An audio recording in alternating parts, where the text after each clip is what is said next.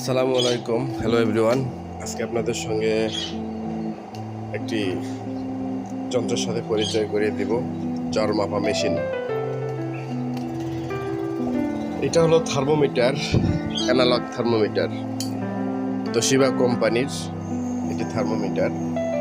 তো থার্মোমিটার এটি একটু দেখার নিয়ম, একটু দেখেন আপনারা।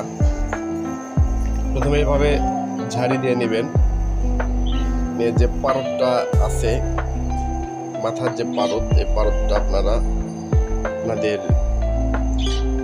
আন্ডারআর্ম অর্থাৎ বগলের নিচে আপনারা ইউজ করবেন।